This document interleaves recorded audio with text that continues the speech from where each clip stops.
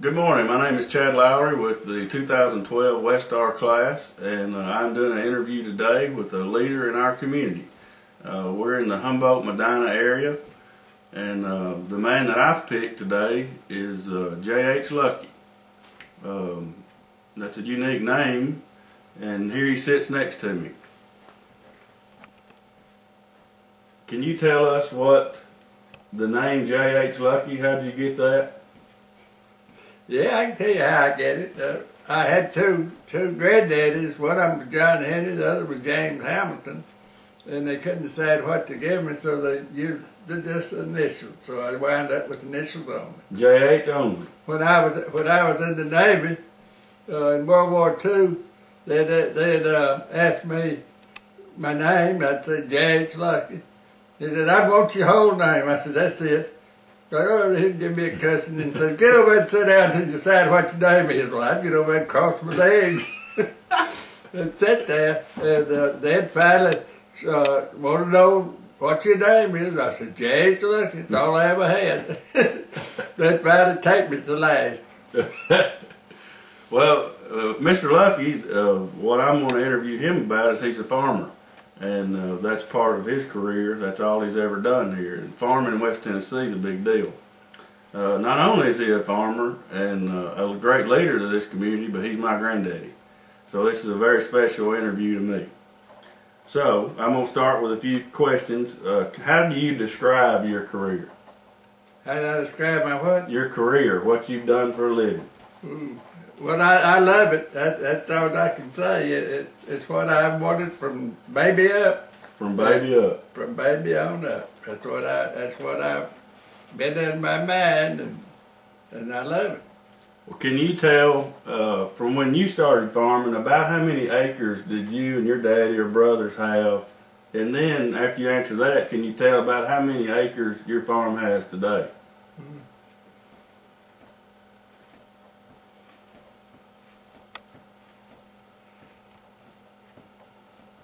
We had, my dad had about 500 to 600 acres when we started. Of course, I've farmed with it all my life. I went 2 years in the Navy during World War II, and other than that, I've been on the farm here all my life.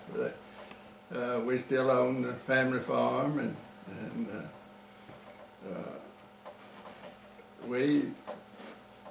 it's about 600 acres, I think, what my dad owned at that time.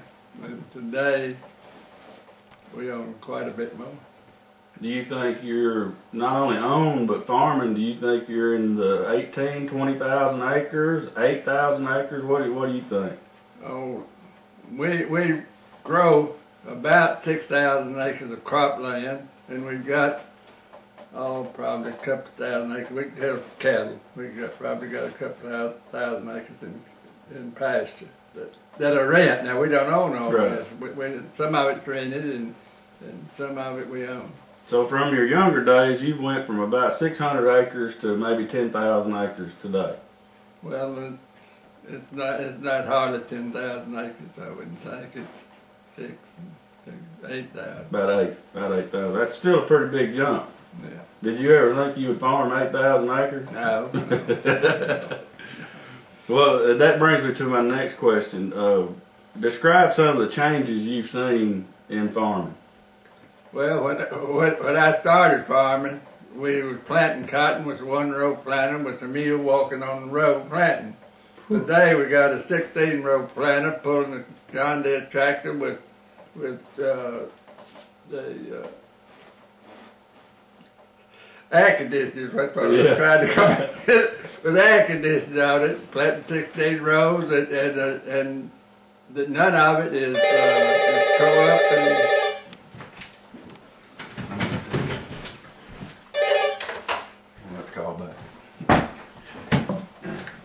And some of it is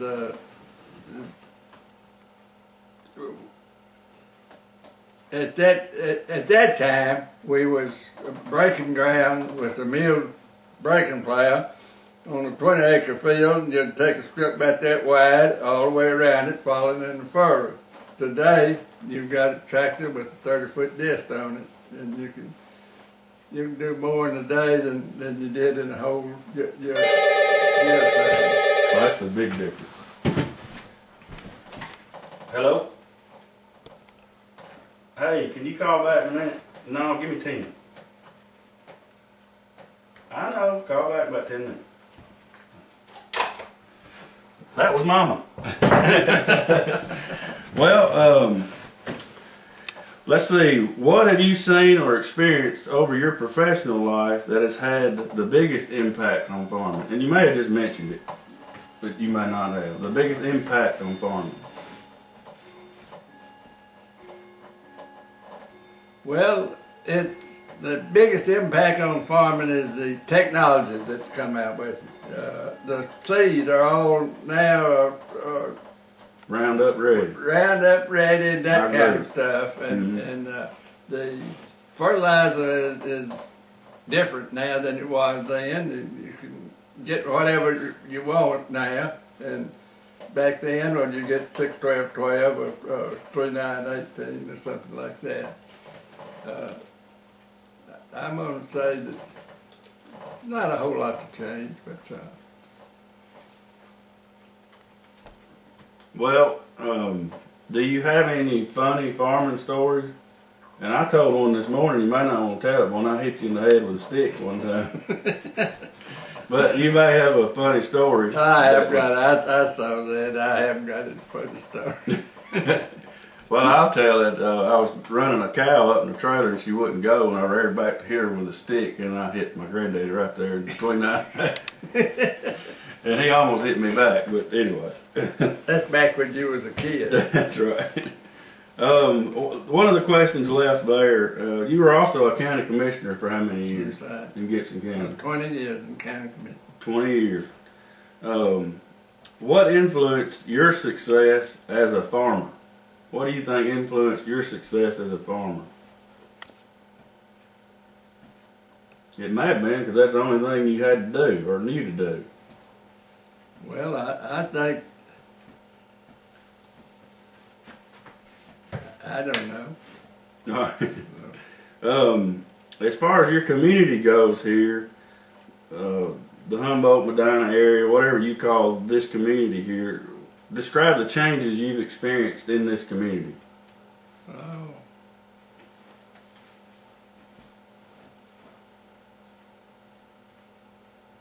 Well, I can't. I was going to say they voted more, but I don't know if they did. They vote more than they did. Our community has always been pretty good at voting, and that's really important for any community, especially a rural community, to stick together. I agree. What one event happened in the past that caused our community to be a success as it is today?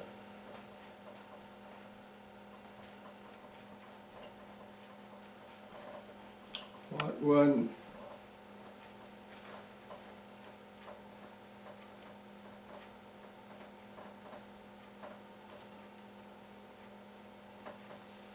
I don't know. It's all together, I guess. Just.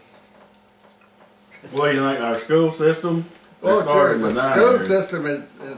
I wanted to bet on that sooner or later. The school system, more than half, has done more for our community, bringing it together than anything else. We've got a real perfect practice school system, and it is being used, and the people support it.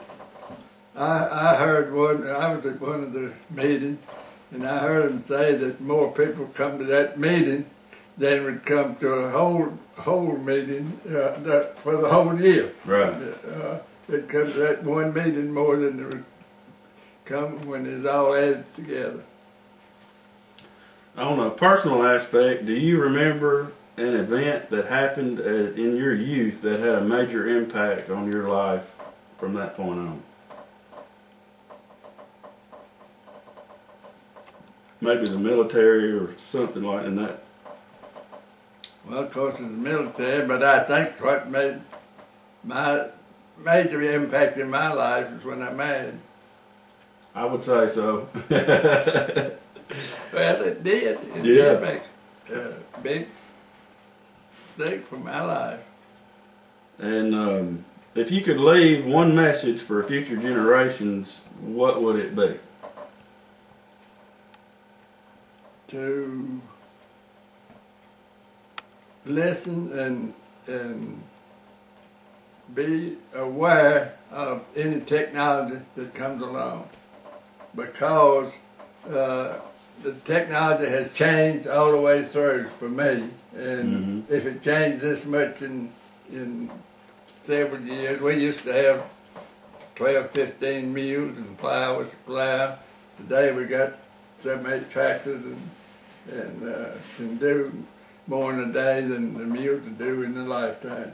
I agree. That's a good point. Pay attention to technology. Yeah. Technology, I think, is what they should keep up with. Is not just, well, what I'm getting at, we had Roundup that killed everything, that would kill everything.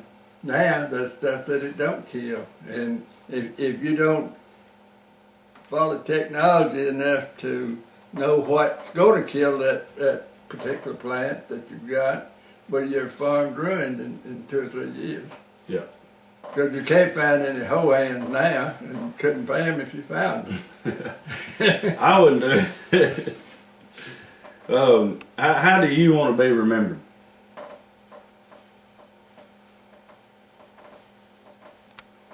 As a fair Christian man.